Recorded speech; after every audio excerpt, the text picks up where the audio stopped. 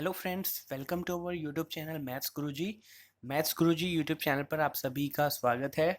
आज हम इस वीडियो में जितने भी बैंकिंग से रिलेटेड आईबीपीएस हो या स्टेट बैंक हो, जितने भी बैंकिंग से रिलेटेड जो रीजनिंग सेक्शन के अंदर एक टॉपिक आता है पजल्स का, उसमें भी काफ़ी कैटेगरी होती है।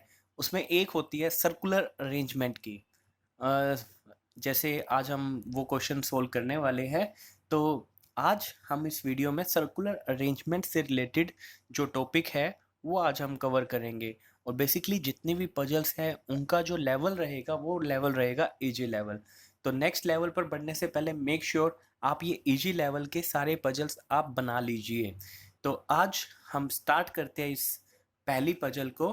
फर्स्ट पजल जो दे रखी है, ABCDEFG and H are sitting around a circle facing the centre. देखिए, अक्सर देखा जाता है इस तरह का क्वेश्चन जरूर पूछा जाता है क्योंकि इसका लेवल भी सिंपल रहता है और खासकर क्लरिकल एग्जाम में जरूर पूछा जाएगा। तो 8% आपको दे रखे होंगे और अधिकतर ये देखा गया है कि फाइनल एग्जाम में नाम भी सेम होते हैं, ABCDEFG and H are sitting around a circle facing the centre. तो कुछ 8% हमें दे रखी है और कुछ इंफॉर्मेशन हमें दे रखी है, जैसे F is third to the right of C and second to the left of H। और फिर डी के बारे में कुछ इन्फॉर्मेशन दे दी और लास्ट में ई के बारे में हमें कुछ इन्फॉर्मेशन दे रखी है। तो इस पजल का हमने सॉल्यूशन करना है। तो इस पजल को सोल्व करने के बाद कुछ 4 या 5 क्वेश्चन आपको गिवन होंगे फाइनल एग्जाम में, उनका आंसर आपने देना होगा।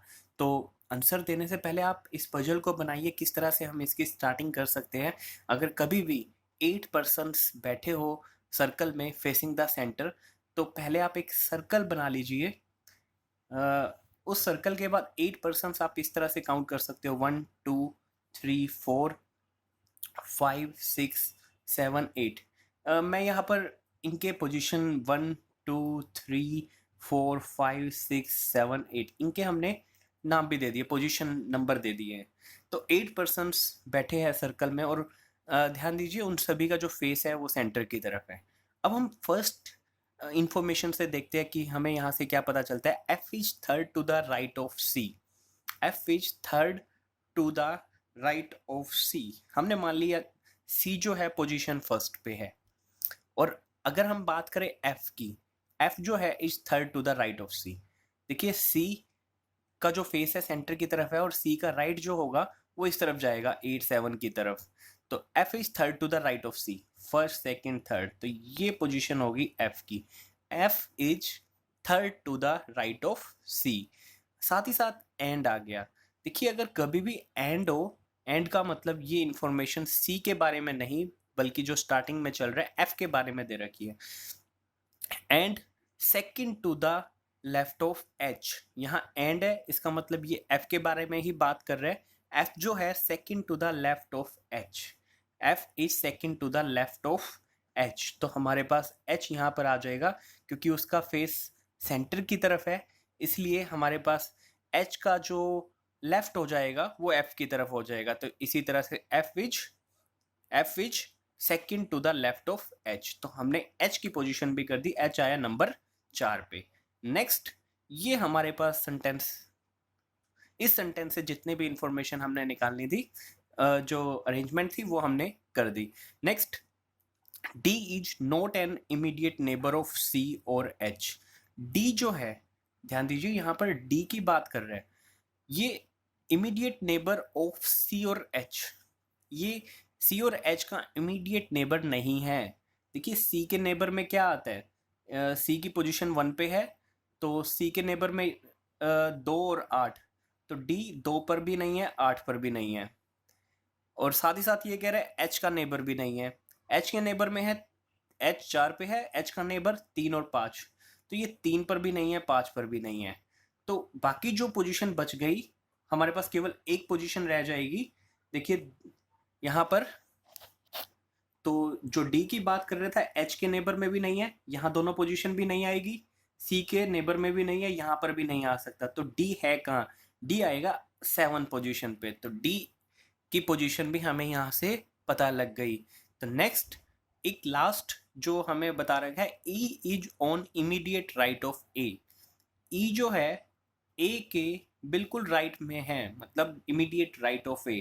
इसका मतलब हम ये कह सकते हैं ए और ई दोनों एक साथ है। तो ए और ई दोनों एक साथ मतलब दोनों साथ साथ। देखिए 5 पर नहीं हो सकते क्योंकि 4 भी फिल है, 6 भी फिल है। तो यहाँ पर 8 केवल ए की जगह खाली है, तो 2 जगह खाली कहाँ पर है, 2 पर और 3 पर। तो हमारे पास ए और ई यहीं पर आएंगे और ए पहले आएगा, ई बाद में आएगा, क्योंकि हमें ये बता रहा है कि ई जो है ए के राइट में है, क्योंकि फेसिंग सेंटर है तो ए के राइट में हमारे पास ई हो गया। नेक्स्ट देखिए, अगर यहाँ पर हु आ जाए, हु का मतलब ये हु से पहले ए की बात कर रहे हैं, तो who is second to the right of G. इसका मतलब A is second to the right of G, A is second to the right of G. तो जी हमारे पास यहाँ पर आ जाएगा, जिससे हमें, क्योंकि फेसिंग सेंटर है तो जी का राइट ए की तरफ इस तरफ हो जाएगा, तो तभी हमारे पास आएगा A is second to the right of G. तो हमारे पास जितने भी थे ए हमने फिल कर दिया, ए की पोजीशन हमने बता दी, बी की अभी तक नहीं पता चली, सी हो गया, डी हो गया, ई हो गया, एफ हो गया, जी हो गया, एच हो गया, तो बचा कौन सा, बी। तो ये हमारे पास फाइनल अरेंजमेंट होगा। मैक्सिमम से मैक्सिमम आपको इस अरेंजमेंट में 1 से 1.5 मिनट लगना चाहिए। तो ये पजल आपके फर्स्ट पजल मैंने आपको सोल्व करवा दी। जितने भी आज इस वीडियो में पजल्स का लेवल रहेगा वो बिल्कुल इजी लेवल रहेगा। तो मेक श्योर नेक्स्ट लेवल पे बढ़ने से पहले आपका ये लेवल, इस लेवल के सारी पजल सोल्व हो जानी चाहिए। तो नेक्स्ट पजल पर हम चलते हैं। जी हाँ student, next puzzle circular arrangement से रिलेटेड आपके स्क्रीन पर आपको दिख रहा है ये पजल। ये क्वेश्चन भी सर्कुलर अरेंजमेंट से रिलेटेड है, तो आपने कोशिश करनी है कि ये पजल खुद से सोल्व करने की, क्योंकि मैंने आपको तरीका बता दिया किस तरह से आपने स्टार्ट करना है। और इसका आप पहले इस वीडियो को पॉज कर लीजिए, पॉज करने के बाद इसका सोल्यूशन आप देख सकते हैं। तो इसका सोल्यूशन आएगा। तो डियर स्टूडेंट, इसका सोल्यूशन आपको अब दिख रहा है स्क्रीन पर, तो आप मैच कर सकते हैं कि आपने जो अरेंजमेंट है इसी तरह से बनाई। तो A F G B D C E H, ये इसका फाइनल सोल्यूशन आएगा। तो जो जितनी भी पजल्स इस लेक्चर में हो रही है, अगर किसी पजल में आपको डाउट लगे आप कमेंट कर सकते हैं। तो जितनी भी पजल्स इस वीडियो में हो रही है उनका लेवल, सभी का आसान लेवल, इजी लेवल रखा गया है। तो नेक्स्ट पजल नंबर 3 देखते हैं। जी हाँ, थर्ड पजल भी आपके स्क्रीन पर है। M N P R T W F and H, 8 persons are sitting around a circle facing the centre. P is third to the left of M and second to the right of T। P के बारे में information. N is second to the right of P, N के बारे में कुछ information. R is second to the right of W, who is second to the right of M, R के बारे में कुछ information. F is not an immediate neighbor of P। तो ये वीडियो फिर से आपने पॉज करनी है और फिर से इसका सोल्यूशन निकालना है कि क्या इसका कैसे हम इन 8 पर्सन को बिठा सकते हैं, कैसे हमारे पास फाइनल रिजल्ट होएगा, और फिर इसका जो सोल्यूशन आएगा वो आएगा। जी हाँ फ्रेंड्स, इसका सोल्यूशन आपके स्क्रीन पर है। तो जो फाइनल अरेंजमेंट बनेगी कुछ इस तरह से बनेगी। MNHPRTWF, फिर इस तरह से ये सीक्वेंस हमारे पास बनेगी इस पजल्स में। तो आप खुद ट्राई कर सकते हैं। अगर आपका ये कुछ पजल्स नहीं होता सोल्व तो आप कमेंट कर सकते हैं, आपको इसका वीडियो भी जरूर प्रोवाइड करवाया जाएगा। तो next puzzle number 4, puzzle number 4 जो आपने प्रैक्टिस करनी है वो भी आपके स्क्रीन पर है। तो फिर से आपने वीडियो को पॉज करना है और कोशिश करना है कि आपने ये खुद से सोल्व करने की कोशिश करनी है।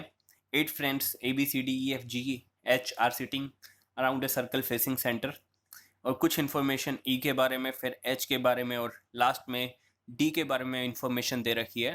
तो ये भी आपने वीडियो पॉज करके पहले आपने खुद से ट्राई करना है, और लास्ट में जो इसका सोल्यूशन आएगा वो भी आप देख सकते हैं। तो इसका सोल्यूशन आएगा फ्रेंड्स, इसका सोल्यूशन आपको अब स्क्रीन पर दिख रहा है। तो ये आप इसका फाइनल सोल्यूशन, फाइनल जो पजल का अरेंजमेंट है कुछ इस तरह से बनेगा। GBCEDHAF, फिर से G, इस तरह से ये सीक्वेंस बनने वाला है। तो नेक्स्ट एक और पजल आपके प्रैक्टिस के लिए पजल नंबर 5। तो पजल नंबर 5 आपको स्क्रीन पर दिख रहा है, इसमें भी कुछ इन्फॉर्मेशन दे रखी है। जितनी भी पजल्स आज हमने देखी वो सभी सर्कुलर अरेंजमेंट से रिलेटेड है। तो इसमें भी ये 8 persons are sitting around a circular table facing the centre. सभी सर्कल के चारों सर्कल के अराउंड बैठे हैं, फिर सेंटर की तरफ उन सबका फेस है। तो कुछ इन्फॉर्मेशन ए के बारे में, फिर बी के बारे में, फिर एच के बारे में, फिर जी के बारे में, इस तरह से इन्फॉर्मेशन हमें गिवन है। तो फाइनल जो अरेंजमेंट बनेगी वो आप फिर से वीडियो को पॉज करके आप ट्राई कर सकते हैं। तो फाइनल जो इसका सोल्यूशन बनेगा वो बनेगा। तो फ्रेंड्स, इसका जो सोल्यूशन है वो आपको स्क्रीन पर देख रहा है। तो इसका जो फाइनल जो रिजल्ट आएगा, फाइनल जो अरेंजमेंट आएगी वो इस तरह से रहेगी, CDFAHEGB। ये अरेंजमेंट रहने वाली है। और अरेंजमेंट बनाने के बाद उसी से रिलेटेड 4-5 क्वेश्चन होंगे। जैसे एक क्वेश्चन ये दे देगा, सी के लेफ्ट में कौन है, तो सी के लेफ्ट में कौन हो जाएगा, सी के लेफ्ट में होगा डी। तो कुछ इस तरह से इंफॉर्मेशन, जैसे सी के लेफ्ट में डी, सी के सेकंड लेफ्ट में कौन होगा, तो सी के सेकंड लेफ्ट में एफ।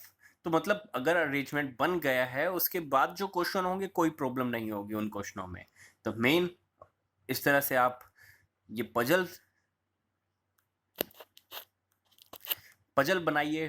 पजल बनने के बाद जितने भी क्वेश्चन होंगे वो बिल्कुल सिंपल लेवल के रहेंगे। तो आज हमने इस वीडियो में जितनी भी पजल्स आपको दी है, एक पजल हमने सोल्व करवाई है आपको, उसके बाद 4 पजल आपको खुद प्रैक्टिस करने के लिए दिए हैं। तो जितनी भी पजल्स रहेगी क्लरिकल लेवल में ये देखा गया है इसी लेवल का क्वेश्चन पूछा जाएगा। तो बाकी बैंकिंग से रिलेटेड और जितनी भी पजल्स है वो आपको जल्दी वीडियो मिल जाएगी। तो जिन स्टूडेंट्स ने अभी तक चैनल सब्सक्राइब नहीं किया ज़रूर कर लीजिए, क्योंकि हम बैंकिंग से रिलेटेड जितना भी मैटर होगा इस यूट्यूब चैनल पर डालने वाले हैं। और अगर आपको ये वीडियो अच्छी लगी है ज़रूर लाइक कीजिए और ज़रूर शेयर कीजिए। धन्यवाद।